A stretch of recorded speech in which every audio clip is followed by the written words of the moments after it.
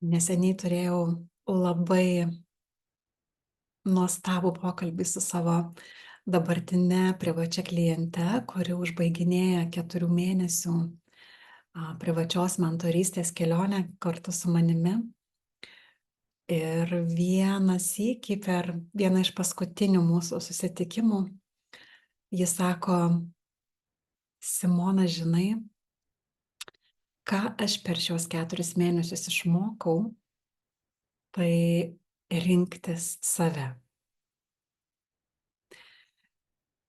Ir aš, kai išgirdau šios jo žodžius, truputėlį stabtelėjau, nes pati frazė, posakis rinkis save, stovėk už save, ar ne, tikrai nėra naujas, mes jį labai dažnai girdime savo aplinkoje. Tačiau išgirdusi ją tai sakant, šiek tiek stabtelėjau, kadangi pati niekada nebuvau taip įžodinusi, įvardinusi savo pačios darbą, kurį atlieku privačių mentorysčių metu, tačiau visgi turiu pasakyti, kad negaliu nesutikti. Kodėl? Kaip kad ir dalinosi pati klientė, sako: Simona, aš dabar savo gyvenimą galiu padalinti į 2. Pirmąjį, kai aš nesirinkau savęs ir kai nebuvau įsipareigojusi sau.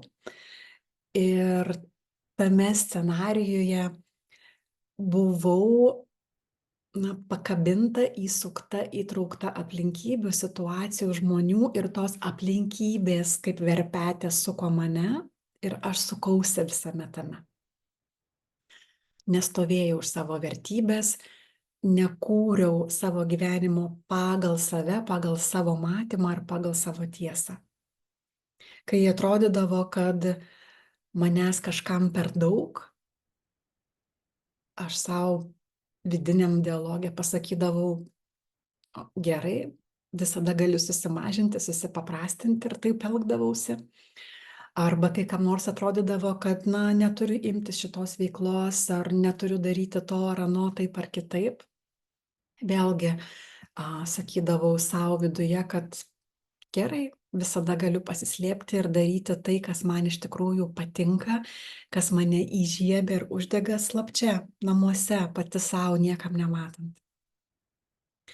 Ir yra tas antrasis gyvenimas, kai iš tikrųjų įsipareigojau tam kažkam didesniam, kas ateina iš mano vidaus ir kas kviečia pasireikšti, būti realizuota. Ir kaip klientė sako, tai va tas antrasis gyvenimas yra, kai pagaliau jaučiu, kad nustojau slėptis, prisiėmiau visą atsakomybę už tai, kad trokštu sukurti šitame gyvenime, ir pradėjau gyventi tikrąja to žodžio prasme, pilnai, su pasimėgavimu. Ir kas man buvo labai brangu iš jos lūpų išgirsti, tai kad tas antrasis, tikrasis gyvenimas yra tas, kuriame, kaip klientė pati pamatė, yra, kad pradėjus rinkti save, didžiausia jos baimė nebebuvo, ką žmonės apie mane pagalvos. Bet jos didžiausia baimė buvo: o ką, jeigu aš ir toliau neišnaudosiu viso savo potencialo? Ir labai branginu tą akimirką, kai ji pasidalino, kad būtent šitas suvokimo momentas, būtent ši suvokimo akimirka aktyvavo joje tą viduje kiekvieno mūsų esančią begalinę kuriančią energiją. Ir būtent toje akimirkoje nutinka kažkas stebuklingo, kai mes iš tikrųjų užgimstame gyventi savo gyvenimą. Tad šiandieną trumpai noriu pasidalinti šiek tiek plačiau apie tai, apie ką yra tas rinktis save ir įsipareigoti savo, tokiais trumpais pasidalinimais, kurie, tikiuosi, atneš ir jums daugiau aiškumo ir suvokimo, apie ką yra privati mentorystė ir kokiu keliu joje einama.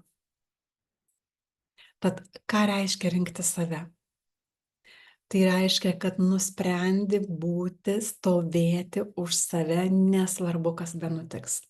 Tu nelauki gražesnių, lengvesnių arba palankesnių laikų, kol aplinkybės ar situacijos kažkaip palankiau susiklostys aplink tave, bet atvirkščiai.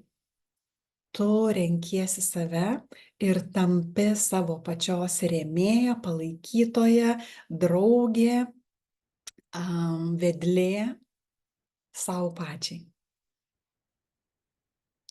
O kaip tai padaryti?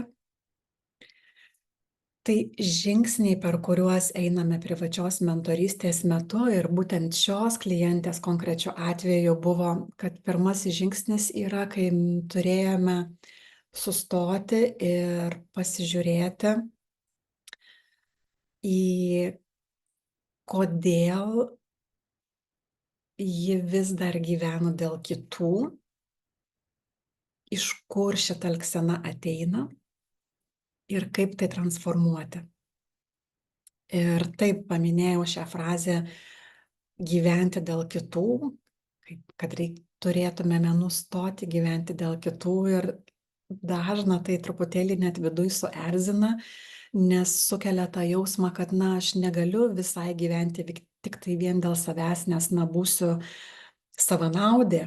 Ir beje, šitas giluminis įsitikinimas labai giliai ruseno mano klientės viduje ir ją labai stipriai stabdė nuo ėjimo į priekį, kadangi jos suvokimas apie tai, kad rinkti save, vadinasi būti savanaude, tai buvo jos supratime, kad ji dabar turės nustoti rūpinti savo artimaisiais, nustoti būti pagarbi kitiem žmonėm ir alkūnėmis verštis, skverbtis į gyvenimą ir siekti savo tikslų. Tad bendro darbo metu mes transformavome, pakeitėme šitą įsitikinimą. Kodėl tai buvo svarbu padaryti? Todėl, kad mūsų išmoktas iš visuomenės perimtas spaudimas pritapti, atitikti standartus, nenuvilti kitų, atliepti kitų lūkesčius yra toks gajus, kad mes dažnai nepastebime, jog mūsų pačių poreikiai, mūsų pačių giluminiai širdies troškimai liko užnugaryje visų kitų svarbesnių dalykų. Ir ilgainiui ateina ta dusulio diena, kai supranti, kad visos rolės atliktos, materialus pagrindas sukurtas, išoriniai savivertės atributai tarytum yra, tačiau nėra vidinio džiaugsmo, nes nebėra ryšio su savo savastimi. Ir tik tai daug vidinio nepasitenkinimo, neišsipildymo, tokio neįvardyjamo ilgesio, agonijos, kai imi klausti savęs, o kur aš, kodėl manyje tuščia, aš ne čia noriu būti. Kai plaučiuose pritrūksta oro nuo viso to dusulio, ateina diena, kai iš tiesų supranti, kad privalai rinkti save, rinktis autentišką save, nes nėra kito kelio, kaip tik tai visiškai išreikšti save autentiškai tau svarbioje gyvenimo srityje, atskleidžiant, įdarbinant savo gabumus, talentus, įgūdžius, dovanas, būtent savo širdies veikloje, išlukštenus save iš socialinių standartų, iš artimųjų lūkesčių ir iš savo pačios praeities rolių. Tikriausiai suvoki, kad tų visų kitų žmonių tiesiog yra per daug. Ir mes jų visų lūkesčių, jų diktuojamų standartų, jų pateiktų ir atneštų būdų, kaip reikėtų teisingai gyventi, tiesiog viso to yra per daug. Tai nepakeliama našta ir netgi neįmanoma misija visą tą įgyvendinti. Taigi, pasikartosiu, pirmas žingsnis renkantis save, tai yra nustoti gyventi dėl kitų ir atsigręžti į savo vidų, susilygiuoti su savo vidinė ašimi, susilygiuoti su savo vidiniais širdies troškimais ir iš šitos vietos pradėti eiti į išorę, kurti dalykus. Antrasis dalykas, kuo ypatingai džiaugiasi, kai pasiektų rezultatų mano klientė, yra tai, kad jai pavyko nustoti siekti kitų pritarimų. Iš tiesų teko skirti net keletą sesijų tam, kad galėtumėm įsigilinti į tą šakninę priežastį, iš kur joje atėjo ir taip giliai glūdėjo siekimas gauti kitų pritarimą, paramą, įvertinimą. Mes visą tai transformavome, perdirbome, atlaisvinome. Ir iš tiesų buvo daug džiugesio suvokiant, kad neįmanoma gyventi savo aukštesnio gyvenimo, jeigu nesąmoningai nuolatos sieki kitų pripažinimo ir pritarimo. Kadangi tai visą laiką tik tai apriboja ir leidžia operuoti tokiame labai ribotame, siaurame lauke. Klientė turėjo daug pavyzdžių savo patirčių, kai ji tuo metu, kai veiksmus darydavo remdamasi išorės palaikymu, tuomet suvokė, kad jie veikdavo kitų žmonių realybių laukuose, kitų žmonių iš esmės nuomonėse, kitų žmonių požiūriuose, suvokimo galimybėse.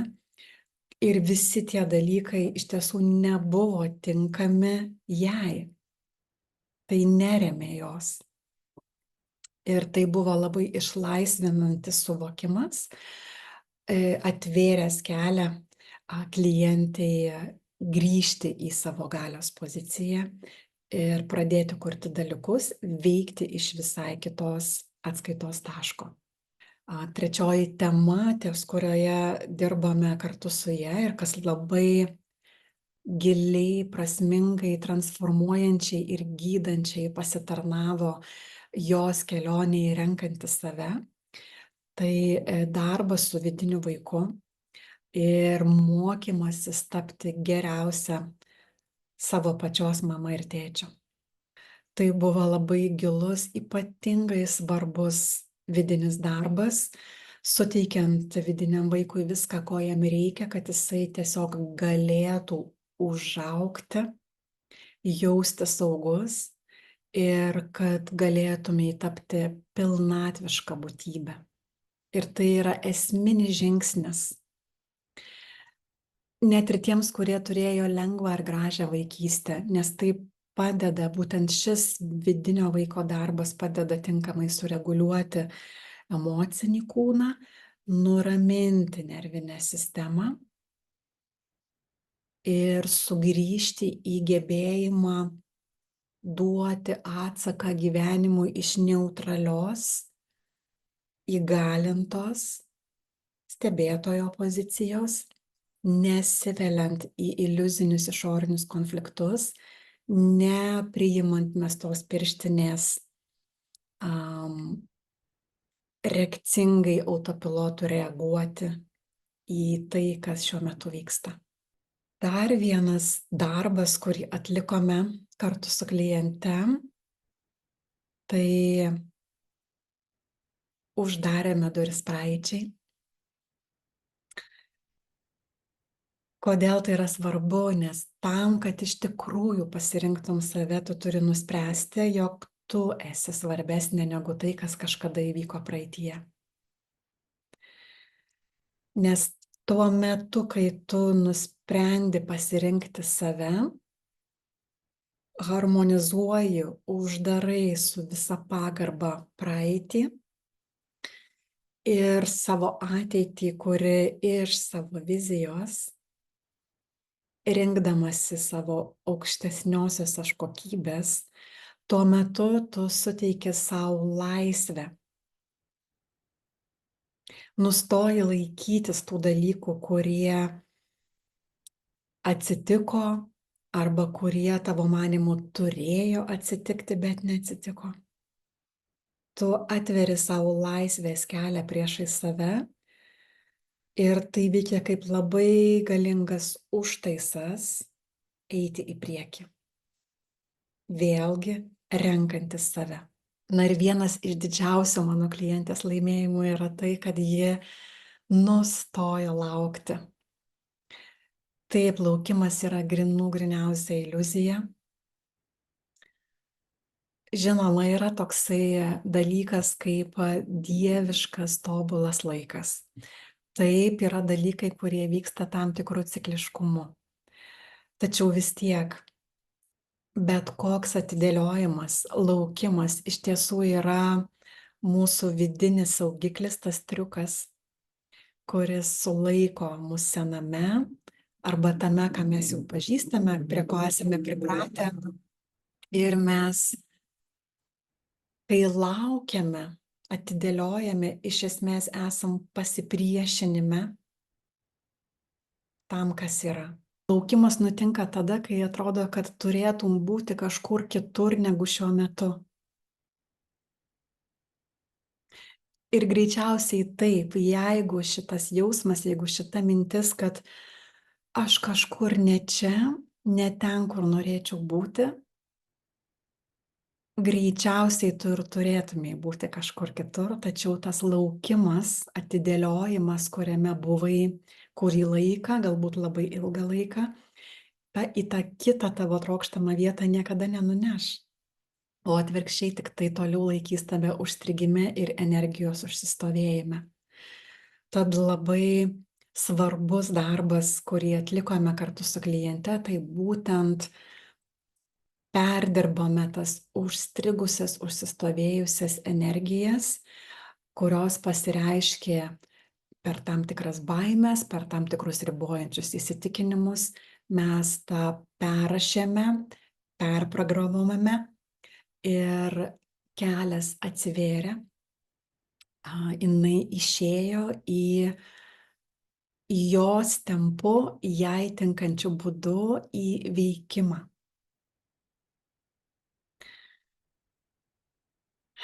Ir be abejo, visos tos kelionės metu, visų 4 mėnesių metu, ką dažnai iš savo klientės girdėjau, sakydavo: Simona, kaip gerai, kad mes vėl susitinkam, nes tu neįsivaizduoji, kaip man tai padeda išlikti susifokusavusiai, susikoncentravusiai į mano tikslą, į tą rezultatą, kurį noriu sukurti. Nes sako, be tavęs, be mūsų šitų susitikimų, sako, mane taip greitai viskas išblaško. Susitinkant vėl ir vėl reguliariai, švarioje, priimančioje, darbingoje, lygiavertiškame santykyje, erdvėje, iš tiesų būna patraukiamos visos distrakcijos į šoną ir tuomet būna sumobilizuojama energija ir klientė įgalinama valdyti savo energiją. O juk tai, kaip mes, kam skiriam savo dėmesį, kaip mes valdom savo energiją, iš tiesų pasako labai daug apie tai, kaip mes vertinam ir branginam save. Ir jeigu nepanaudojam savo energijos ir laiko išmintingai, tai to lygų pasakymui, kad, mano energija, mano laikas man nesvarbus. Ir kas tuomet nutinka? Tuomet pritraukiam didžiulį spiečių distrakcijų į savo gyvenimą, nesvarbių, netikėtų, nereikšmingų dalykų, kurie tiesiog eikvoja mūsų laiką, mūsų energiją, eikvoja mus. Bendra kelionė renkantis save, įsipareigojant savo, nustojant gyventi dėl kitų be jokio kaltės jausmo, nustojant siekti kitų pritarimo ir palaikymo, tampant savo pačių geriausia mama ir tėčiu, geriausia rėmėja, svarbiausia drauge, sutvarkant praeitį, transformuojant, perdirbant, harmonizuojant dalykus, kurie stovi šiuo metu ir kas neleidžia judėti į priekį, nutiesiant, kitaip sakant, tiltą iš tos praeities į ateitį, į kurią nori eiti, nustojant laukti, imantis tau sulygiuoto kūrybiško veiksmo, kuris ateina iš tavo vidinės savasties, ir taipogi išmokstant atlikti savo mąstyme, savo elgsenoje tam tikras mikrokorekcijas, kurios būtent ir palaiko tavo buvimą, tėkmę, su lengvumu einant kurti savo rezultatų ir siekti savo tikslų. Be distrakcijų, rūpinantis savo energiją, savo šventą energiją, savo šventų laikų, kuris tau yra duotas. Ir taip savo tempu, pagal savo matymą, pagal savo prasmės matymą, pagal viziją, kuri tave veda į priekį, sukuriamas ilgalaikis pokytis. Šie paskutiniai žingsniai iš tiesų liko vienas mūsų bendras susitikimas, kuris bus skirtas stabilizuoti viskam, ką sukūrėme bendrų 4 mėnesių darbo metu, tam, kad tie rezultatai išliktų ilgai mano klientės gyvenime ir neštų tą gražią naudą jos tolimesniam gyvenimo patyrime. Tad jeigu esi čia ir klausaisi, ištiesiu savo brandų kvietimą privačiai 4 mėnesių mentorystiai, investicijai į stipriai auginančią, begaliniškai gražią, žmogišką patirtį, visiškoje atsakomybėje renkantis save. Ir šis mano pasiūlymas galioja tiem žmonėm, kurie yra pilnai įsipareigoję savo asmeniniam augimui, savo vidinio branduolio sustiprinimui, savilyderystės susigrąžinimui savo į save, tiems, kurie yra pasirengę gauti išorinę paramą ir paspartintų būdu ateiti be klystkelių, klaidžiojimų, sutaupant daug laiko, ateiti į savo tikslus ir į savo norimus pasiekti rezultatus.